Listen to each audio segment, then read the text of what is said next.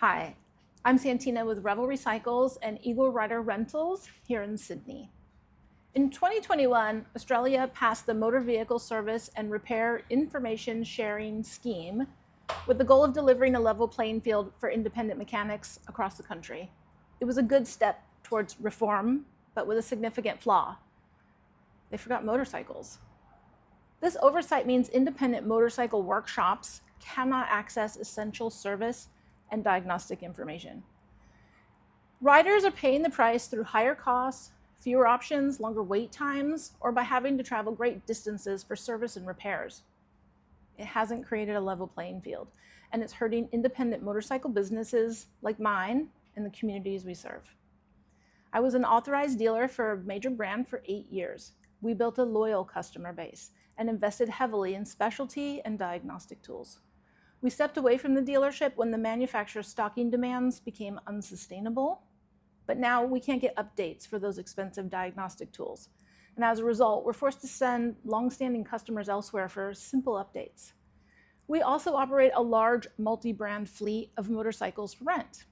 Our rental customers come from all over the world, and we want them to explore Australia on well-maintained motorcycles so they can focus on having a great time. We have the skill, experience, and licensing to maintain them properly. But accessing up-to-date service manuals for some brands remains unnecessarily difficult or impossible. In a country as vast as Australia, where the nearest authorized service center can be hundreds or even thousands of kilometers away, timely access to repair and maintenance is not just a convenience, but an economic and safety necessity.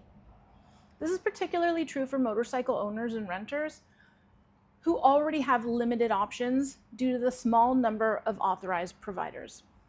Under the current scheme, a scheme vehicle is defined as, well, a car, but it has a provision for another kind of vehicle prescribed by scheme rules.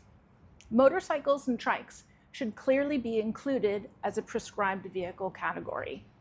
This reform is a good start, but it should have included motorcycles and really all vehicles.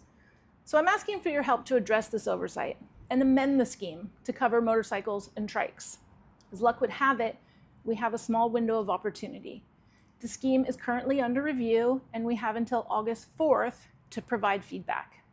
I'm going to provide the links below for Australian motorcycle repair shops and riders to voice their opinions.